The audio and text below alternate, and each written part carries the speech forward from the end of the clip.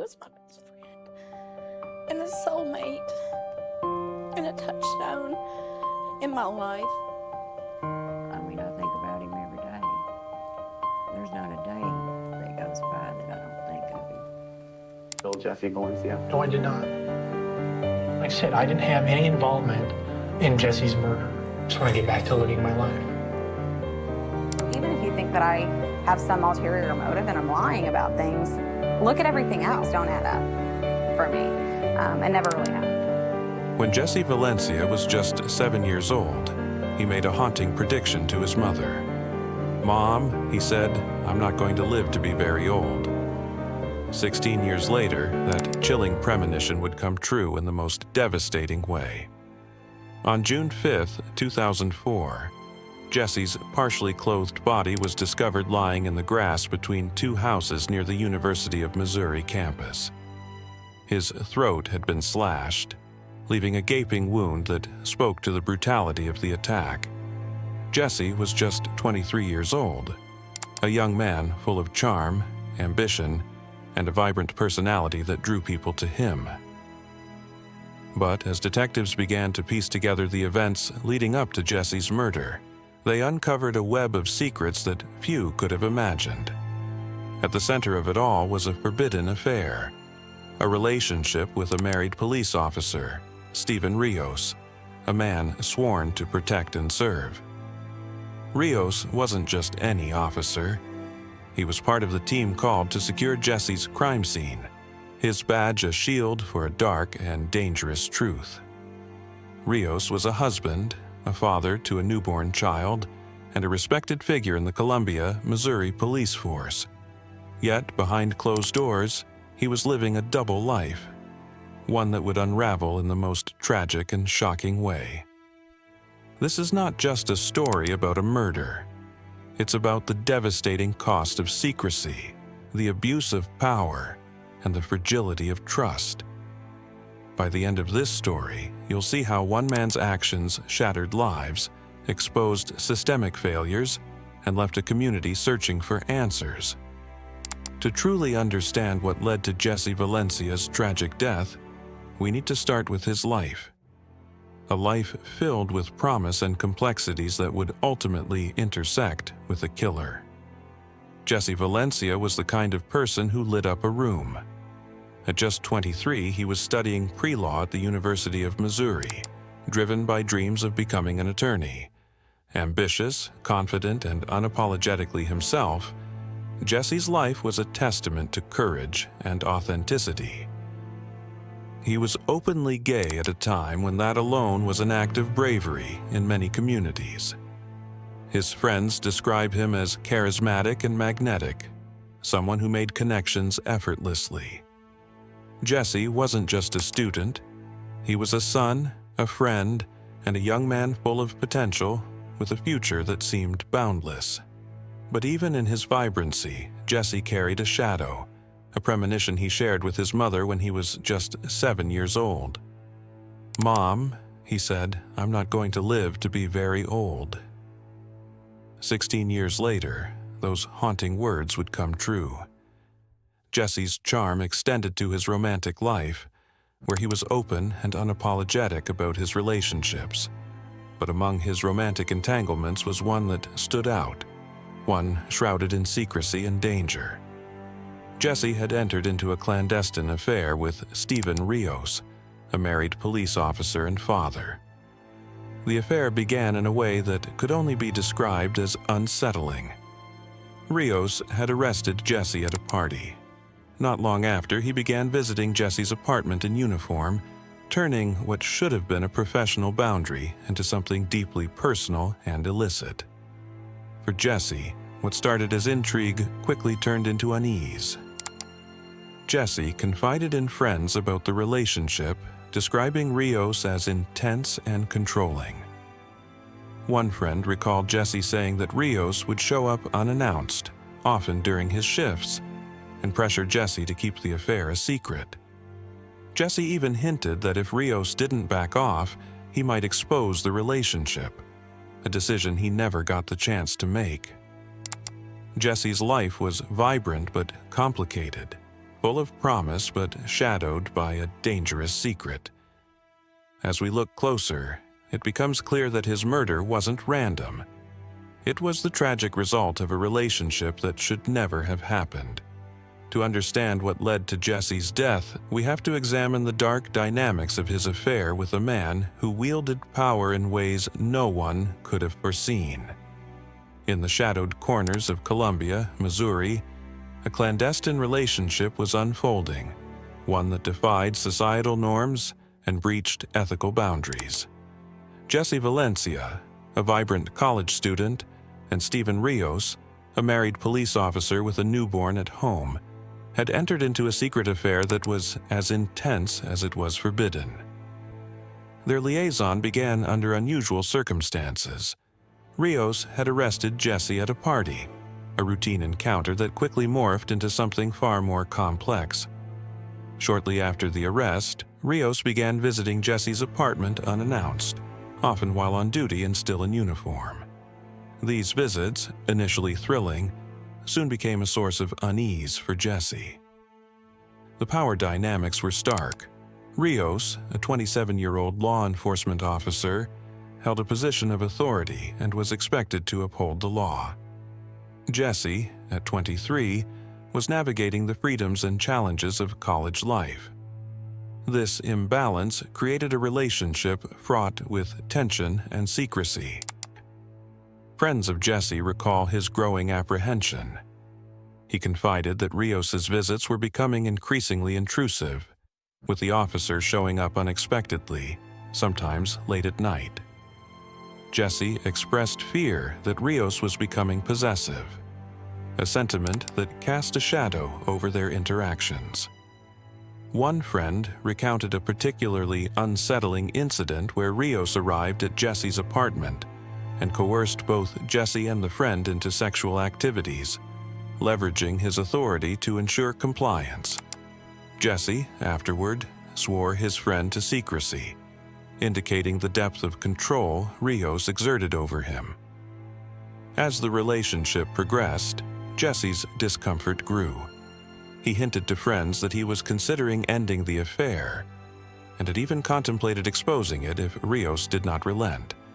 This internal conflict weighed heavily on him as he grappled with the potential repercussions of revealing the truth.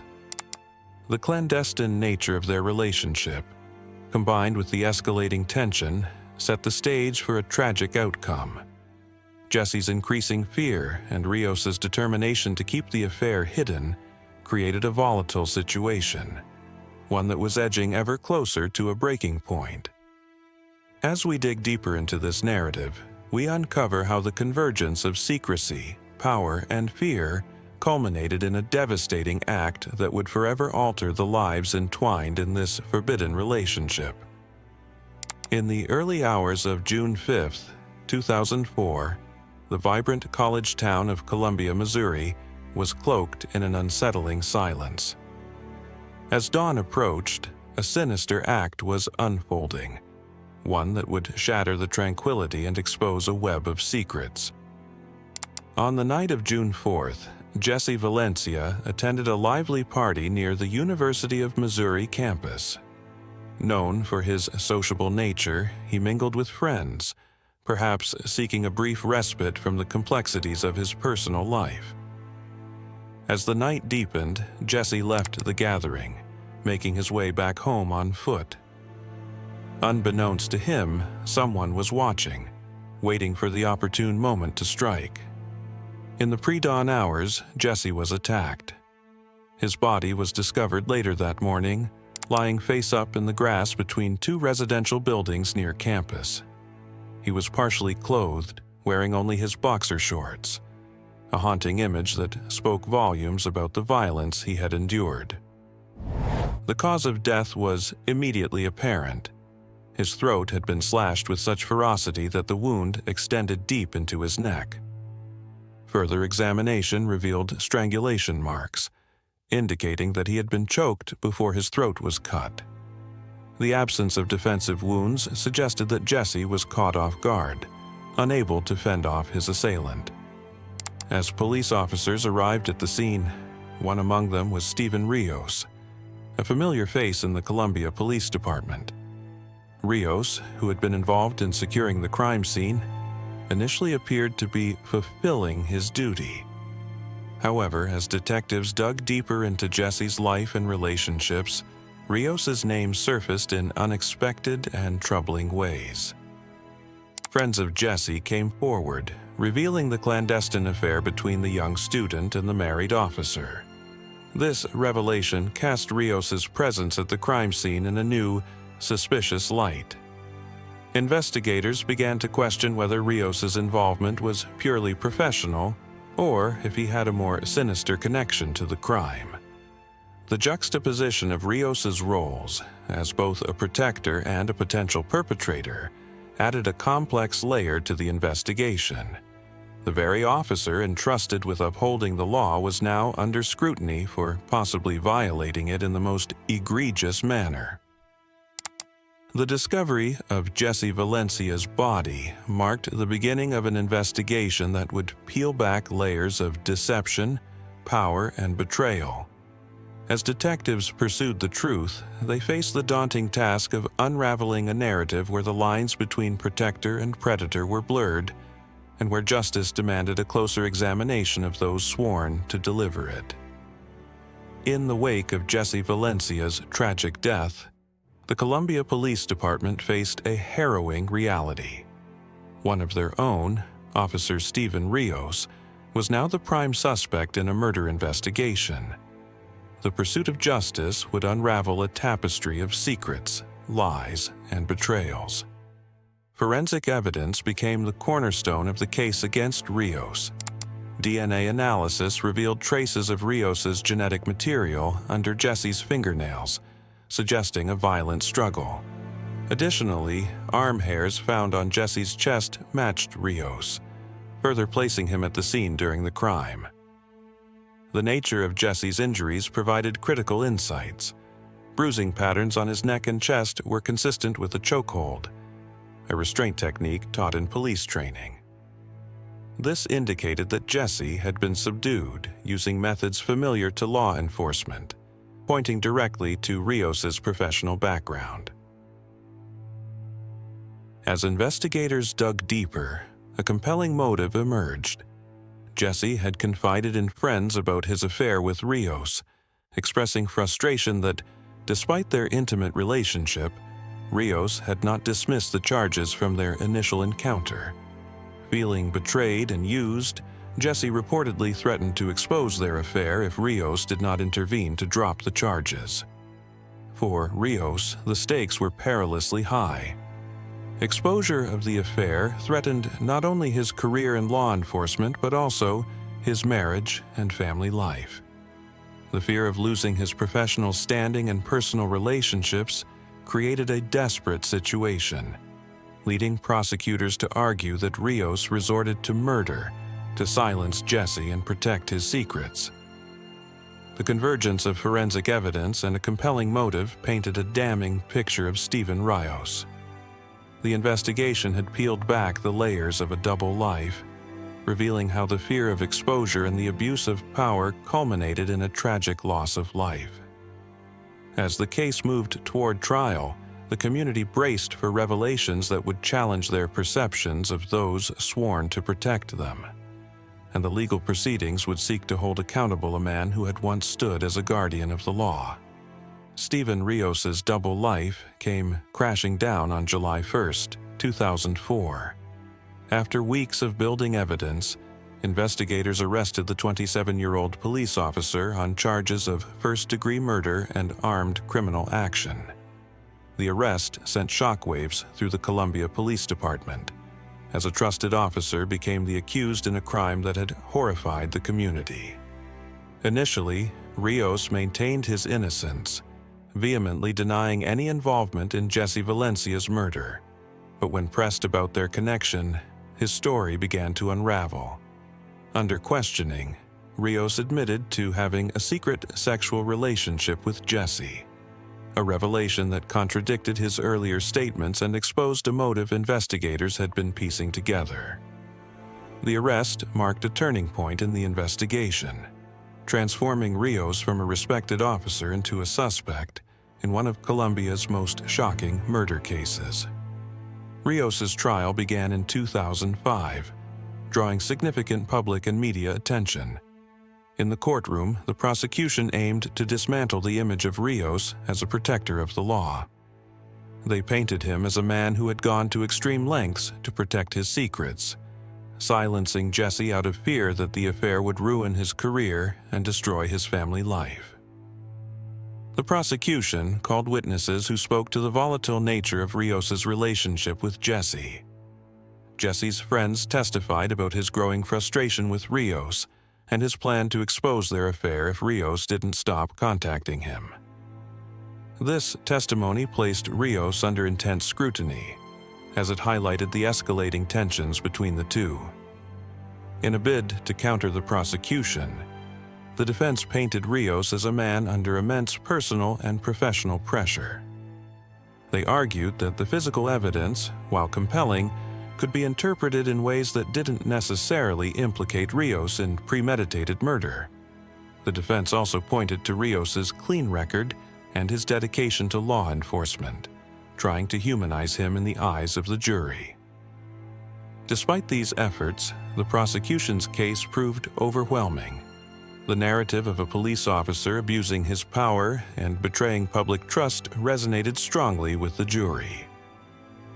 In 2005, Stephen Rios was convicted of first-degree murder and armed criminal action, earning him a life sentence without parole. But this was far from the end of the story. The conviction was later overturned on appeal due to procedural errors, including the admission of hearsay evidence during the trial. A retrial in 2008 offered Rios another chance to defend himself, but the outcome remained grim. This time, he was convicted of second-degree murder and armed criminal action, receiving a life sentence with the possibility of parole after 23 years. The court acknowledged the complexity of the case but reaffirmed that Jesse Valencia's death was a result of deliberate actions driven by fear and self-preservation. Today, Rios remains incarcerated, awaiting possible parole in 2035.